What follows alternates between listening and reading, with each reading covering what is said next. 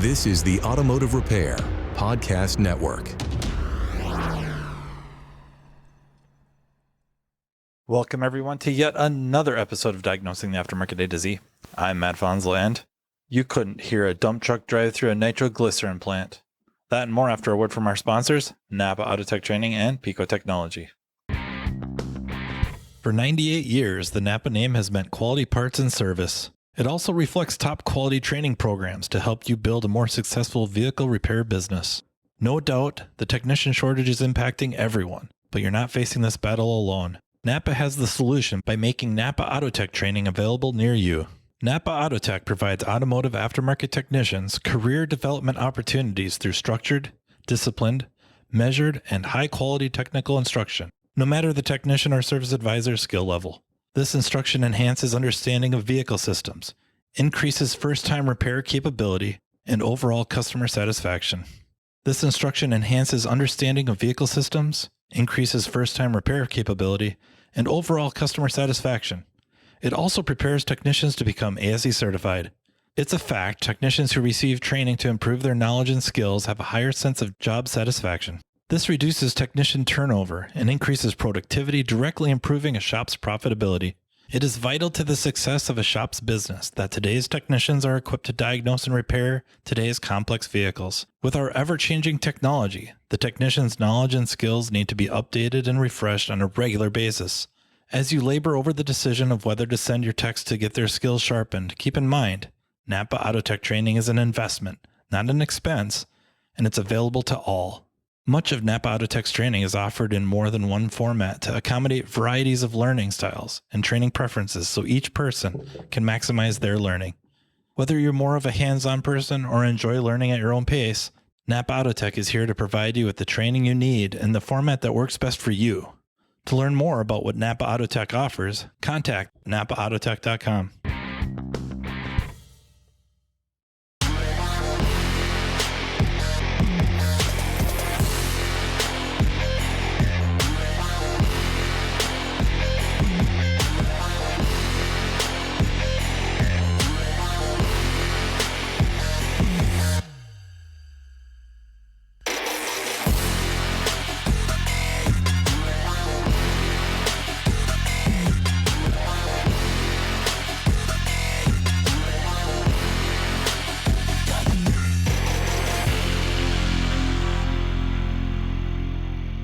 I think I got a few good questions sent to me via email and through Messenger that I think they're worth discussing. You know, some of the questions scare me a little, but you know, what the heck?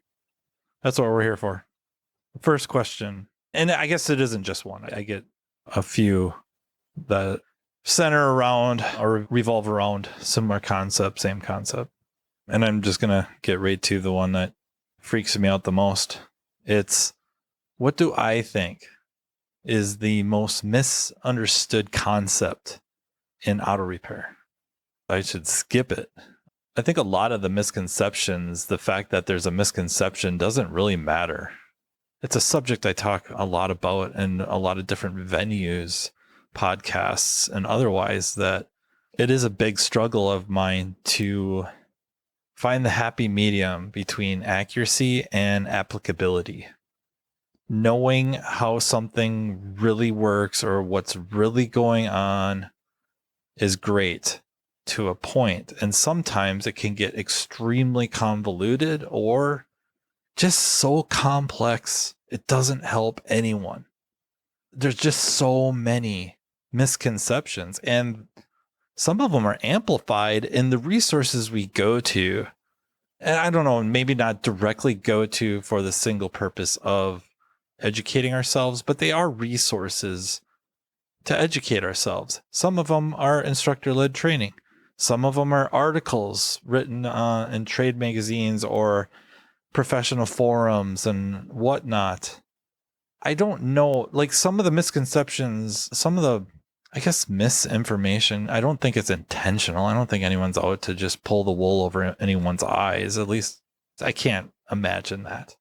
Most of them are not going to lead anyone to any significant error other than you're going to fix something and think you fixed it for a reason that isn't true, yet it's fixed And nothing's fundamentally wrong with the way you fixed it and what you did. It's not really what's going on. And one of the most recent ones, I know I've talked about it before, so I don't want to just be a broken record on things, but it's, catalytic converters, switch rate. We haven't used switch rate in a long time.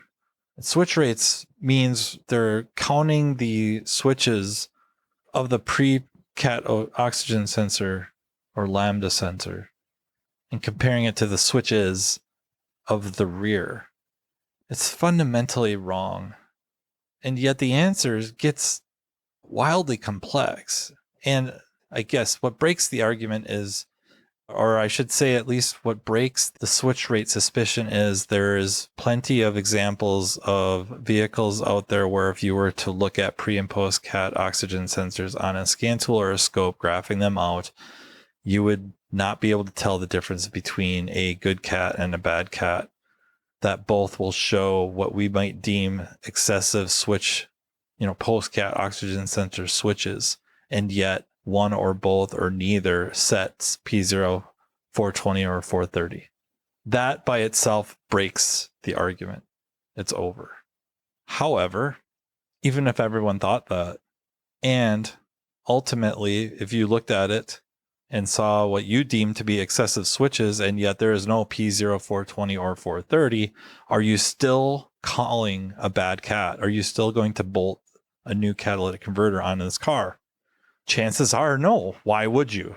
Therefore, it's still back to, are there any exhaust leaks? Is it in fuel control? Are the O2 sensors and or air fuel ratio sensors operating as they should be? Are they accurate? Are there any firmware updates?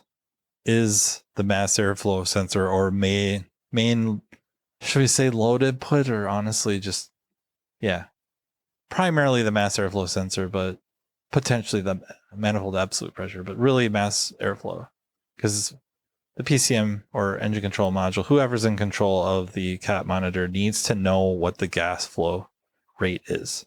It needs to know what the feed gas rate is in mass, right? To properly calculate or interpret the algorithm for the monitor. If that's all good and there is a 420 or 430, it's getting a catalytic converter. I guess what to take from it is what's going on is more complex than what we're going to do with a scan tool or a lab scope in the bay. And that the manufacturers have picked an inexpensive way to monitor a catalytic converter using oxygen storage capacity, which ends up being fundamentally a horrible way to determine the conversion efficiency of a catalytic converter, or even life of the catalytic converter. However, the better ways are far more expensive. They go with what they got. They already have oxygen sensors in the exhaust, and they can keep these things within, 1.5 times the threshold, if you will, set by the EPA. They do a pretty darn good job considering. So all we can do is really verify that the PCM or ECM, whatever the control module in charge of the catalyst monitor, is getting the cleanest data it can get to make that determination, and then we trust the algorithm. It's very, very rare that the vast majority of us are going to encounter a situation where there is a monitor that is passing and the car is still failing. That means we would be running FTPs in our shops, which not a lot of us are doing. Other concepts, I guess, I don't know. I guess I'm sure everybody's expecting me to say that our idea of what a magnetic field isn't really what it is. I suppose it's more of a description of a force than something of its own. A moving electric field, or a moving current, if you will, current flow, creates the characteristic that we associate with magnetism that can be explained through special relativity of all things. Why I say of all things is because at that level, we would think more in terms of quantum mechanics, quantum field theory, but special relativity explains it quite well. Essentially saying that we know that opposites attract, likes repel. If you have a moving charge, you create a mismatch. And because of that, that's why we get that feeling of that magnetic field. Does it really hurt anybody to think of a magnetic field as something of its own? No, not really. I don't know that I know of any situation where that would hurt any of us in the car repair world. An interesting one, again, I'm not sure how it helps or hurts anyone, is energy doesn't come, like energy in a circuit on a car doesn't come from the battery or the alternator. It comes from the electric field, which gets really convoluted. But you guys asked me what I thought was a misconception. That is one. Battery and or alternator puts energy into the electric field, and then the component using that energy, if you will, gets it from the field. It's fascinating in that that's how our universe works. I mean, that's to me the most fascinating thing. That's how the universe works. What we think, how we perceive something isn't true. And there's a lot of situations, a lot of scenarios where we embrace that, and then others where we reject it. And I just find it fascinating that that is, as best we can tell, that is how things work. It's counterintuitive. It doesn't make sense. And yet that's what it does. And I don't know. That's awesome. I think it's awesome. And it's never helped me fix a freaking thing. So there you go. Yeah. So those are some concepts. And I think there's so many though. We could just keep rolling with just theoretical stuff, how stuff works, how I think even just economics, if you want to get into more management type things, psychology, it would be really cool. And I think that's going to happen sooner rather than later, to have a kind of a call-in show, if you will, with Margaret Light. There's so many great conversations to have about what makes us who we are, what we are, how we act, how we behave, how others behave. And yeah, that understanding can increase compassion. So I really look forward to doing that. As for like the electrical stuff, I am hoping sooner rather than later to have a class put together with Pedro de la Torre on electricity. And the field thing is something I wrestle with because it is so cool. And yet, if somebody's in that class, do they really care?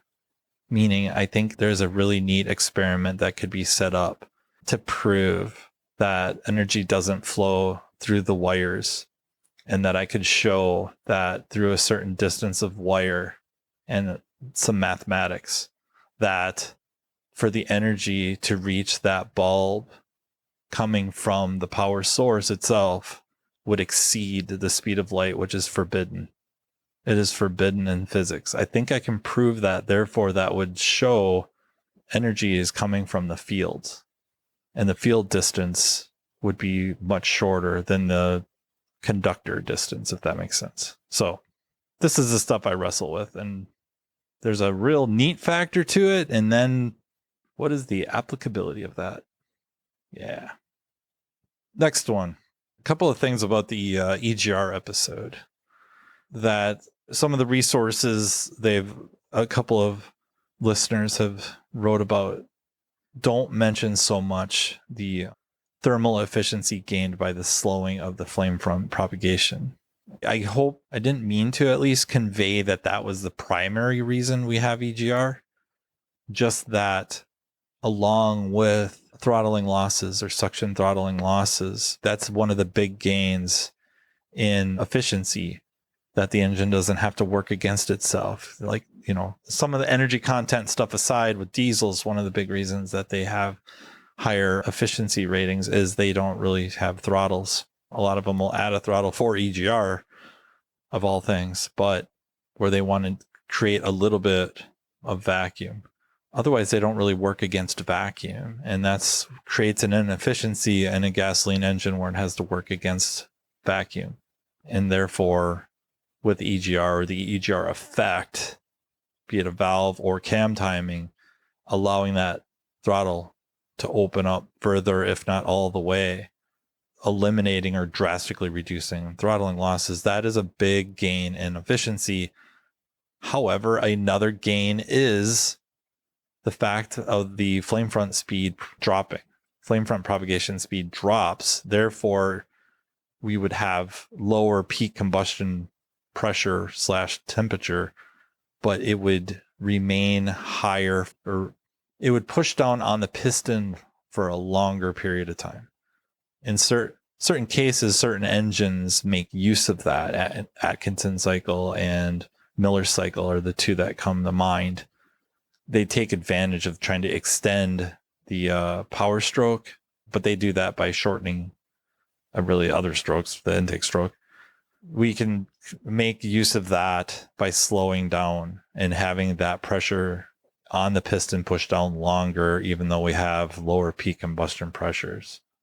So yes, there's less power, but you don't need a lot of power going down. At steady state, generally, we don't need a lot of horsepower. Therefore, by extending that out and reduced pressure, and because we're consuming less fuel, that slower burn helps with increased efficiency, primarily thermal efficiency. So yeah, even if it makes up, what's significant when you're talking about large fleets, if it's 1%, that may seem insignificant until it's spread across a large fleet of vehicles. And now it makes a big difference for CAFE standards as well as emissions. I guess concerned that maybe was a misconception or poor communication on my part. Another one. This was thoughtful. How is your dad? It's quite a few of those. So thank you. I appreciate that. And it's a little over 2 years to the day, honestly, that as best anybody could tell, it was sudden cardiac arrest. There's an episode on it. Its timing of things is amazing, but he's healthy. His doctor visits are maybe every 6 months now. He has a implanted defibrillator. It has not had to hit him once. So it monitors his, of course, heart rate. But if he would get into, we'll just say out of sync, I don't think they're necessarily looking for like AFib, maybe a significant enough tachycardia. But really, they're just watching that if he would get, significantly out of sync, or maybe he would suffer, and I think I probably should have looked this up, but it's kind of an electrical storm of his heart. This will intervene and get him back into sinus rhythm. It has not had to do any such thing. It hasn't had to restart his heart, and it hasn't had to make any corrections. So crazy, right? It's just mind-blowingly crazy that, and honestly, from Thanksgiving, we have a very similar situation with everything's fine until it isn't. Things are going well. Dad seems very healthy. And I, appreciate every second, right? Because you just don't know. It wouldn't even have to be like you specifically, just somebody you know. Yeah, I don't know. Maybe hug someone a little harder or shake their hand a little harder. I don't know. But yeah, not that we have to always be so morbid or overly, I don't know what's overly, but not that every parting of ways or, seeing somebody has to be so emotional. But yeah, I don't think it would hurt to consider any time could be the last time. You're only going to see so many summers. You may not know how many that number is, but you're only going to see so many sunrises. You're only going to see a certain person so many times. You don't know what that number is. It could be a lot, could be a few. So yeah, it's so easy to say and hard to do. And if everybody isn't on the same page, it could come off weird. So do with that what you will. I just try to take a beat and appreciate time, appreciate friendships, family, stuff like that. And try not to spend over too much time appreciating, because luckily I think I have a lot of reasons to be very appreciative. It makes sense. I haven't talked about her for a while for health wise. How is Danielle? She might be back 100% with her lungs. There's other health concerns that I don't know that I've talked a whole lot about. I don't know how much they're worth getting into, other than it might make a really, really interesting episode little to do with auto repair, 100% to do with life and us. There's an interesting concept. I haven't talked a ton about it because I think the jury's out a little bit. So I have to find more data backing it up or debunking it. But if I remember right, there's a book called The Body Keeps the Score. If that's true, it would be a very interesting conversation to have. But lung-wise, COVID, pneumonia, recovery, and all that, dare I say 100%. I don't know that I've seen her really struggle. A couple times this fall and early winter, I think kind of allergy driven or sensitivity driven. But other than that, I think she's made a full recovery. And wow. And there's other people it's far longer. So I guess I'm not looking to, not in the an Olympics of who suffered longer or worse. Just that it knocked her down for quite a while. I mean, the better part of 2 years really to get back to not even feeling normal, but feeling like, okay, I could live like this. I wouldn't have a terrible time dealing with this. It sucks. I wish I was normal, but this is doable, or it wouldn't be so bad. And then getting past that and just, I think realizing even after the fact, like, wow, I walked all around the mall and upstairs and all that, and I didn't even think about it. So that's a big deal, right? To feel normal enough to not even notice. That's kind of cool. Yeah, I really appreciate that. Really appreciate those questions. And I don't know, should I do one more? I get a lot of neat questions that aren't really automotive related, and not that I guess every single one of the last two aren't automotive related, but they've been subjects of the podcast quite a bit. Yeah, how about it's Christmas time, so I got a couple of them. What's your favorite Christmas movie? I don't know. I like Christmas movies. It's probably Christmas movies and Christmas music, and they're probably guilty pleasures. I don't know. I guess I don't feel that guilty about it. I like movies in general, and I guess I just remember as a kid that feeling, that magical feeling, if you will. It's just a great time of year. And I love being, for the most part, I love being in Minnesota for it when we have snow on the ground. So we have snow on the ground. There's been a couple years lately, brown Christmases suck. And also just, from a business standpoint, snow helps. Snow and cold, they break cars. Car accidents go up. That's more ADAS calibrations and module programmings and wiring harness repairs, stuff like that. For, the cold, it just doesn't throw heat like I think it should. Right. So those help. And it just pushes things over the edge. Right. Batteries that were just getting by can't get by anymore. Stuff like that. But gosh, favorite Christmas movie. That's so brutal. I guess I could start a real crap storm. No, I don't think Die Hard's a Christmas movie. I also don't think It's a Wonderful Life is a Christmas movie, although we watch it every Christmas. So, same with Die Hard. But I just don't think of them as Christmas movies. They happen during Christmas. Ah, man. I really, really like A Christmas Story. It's before my time, at least what the setting is before my time. It's more what my dad's childhood would be, or my parents, really. There's certain elements of nostalgia that resonate. I mean, that's way up there. Also, an 8-bit Christmas. That is set when I was a child. So that one hits home. Those are two big ones. I like Elf. I just like them all, but those would be the heavy hitters. I'll go with those two for now.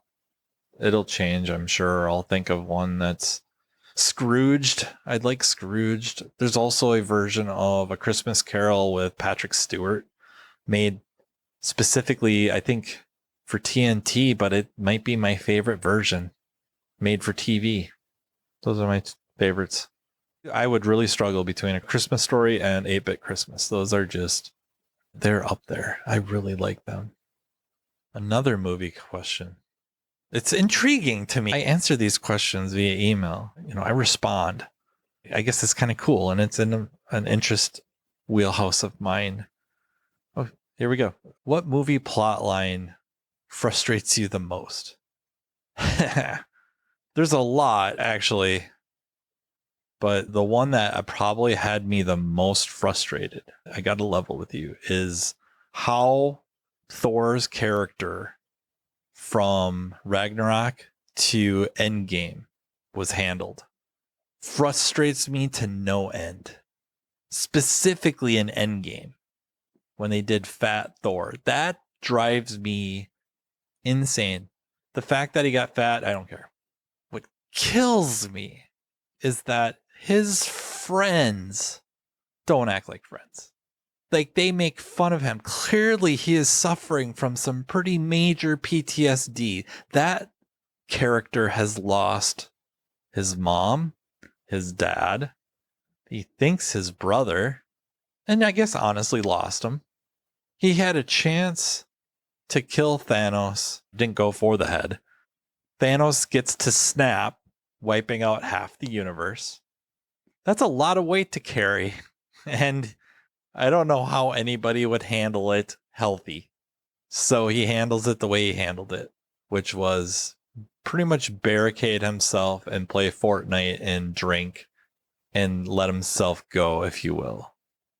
And his friends do jack to talk to him and help him and be there for him. They run him into the ground. It's made to be comedic. And I'm okay with comedy. I'm okay with comedy with sensitive or serious topics. But there is a point where you're making fun of him. And then at some point you're going like, my friend is suffering. He's suffering. And then he kind of goes to Asgard, right? To ultimately they're trying to retrieve a stone. If I remember right, it's the reality stone. I could be wrong. I think it's the reality stone. And he runs into his mom and also calls for Mjolnir. And Mjolnir comes to him and he's relieved he's still worthy. I'm not saying he should have slimmed way down then immediately. But you had somebody that, and it was a bit of a surprise attack, don't get me wrong, but he went up against Thanos with all the Infinity Stones, lands could have been a lethal blow, and then they nerfed him, and now he struggled to fight Thanos without the Infinity Gauntlet, without any of the stones. It would have made far, far, far more sense to have Thor giving Thanos all he can handle. Like, Thor is going to mop the floor with Thanos, and the Black Order would have had to come in and try to save Thanos from Thor. And now Thanos with the Black Order is too much. And then you have the other two, Captain America and Iron Man, to help try to even it out.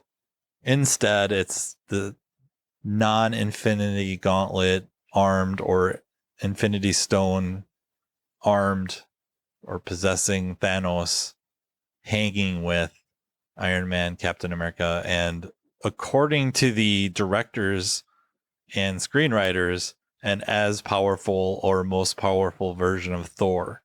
It doesn't add up. So maybe you could tell I was a little frustrated with that. I don't know. Maybe I should go back and re-record this and tell you what I really think. All right. So back to cars. The future of EVs. Purely EV. I just don't know that they can overcome the energy density issue. It seems like I've read a paper where there is, based on the mass, there's only so much energy that can be contained in a battery. Almost like solar panels, right? It's the square footage or square meters, if we want to sound cool. Or for our Canadian friends, you're welcome, Jeff. There's only so much energy in sunlight. As efficient as you make a solar panel, it's only going to be able to get so much energy from a certain area. It's just the way it is. And the same with the batteries is the energy density versus chemical storage, gasoline, diesel, stuff like that. It gets rough. So hybrid still seems the way, and hydrogen might end up being difficult for anybody to combat. Not that they should. I mean, I'm just saying, like, that could end up being far more reasonable than just pure EV. I could be wrong. I don't know. I know that sounded like I have it together on that, but I don't. As far as I can tell at this point in time, from what I've read, and I've not dedicated a whole lot of time to it, is that there's an energy density issue and batteries are going to suffer. However, for a lot of us as a daily driver, in my world, an EV would be perfect. I don't know, 99% of the time. So yeah, maybe that alone is enough to drive them dominating the market. A lot of times we still buy stuff for that 1% of the time, you know, when we're going to go on a long trip. A lot of people drive pickup trucks every day. They don't need it, but that's their daily driver because sometimes they need to pull a boat, pull a camper, move stuff, you know, so, and we don't all have 10-car garages. I don't. We don't have the perfect vehicle for, you know, every situation. I think I'll call it. I really appreciate listening. Still going to have episodes before the end of the year, but this one will be released pretty darn close to Christmas. So Merry Christmas to all of you. Hope you got a kick out of this. Let me know, you know, email me or message me about content, because I like talking about everything. And, you know, the vehicle technology and stuff is a passion, but so is so many other things that I think can intertwine or do intertwine. But I'm curious as to the rant about Thor or the, you know, really out there non-automotive. Take it or leave it. Let me know what you think. More or less, some. You know, try to find a happy balance. I look forward to that. Keep sending the emails with questions. I like to research them and help where I can. And yeah, I just try to see if we can't minimize or eliminate more and more misconceptions.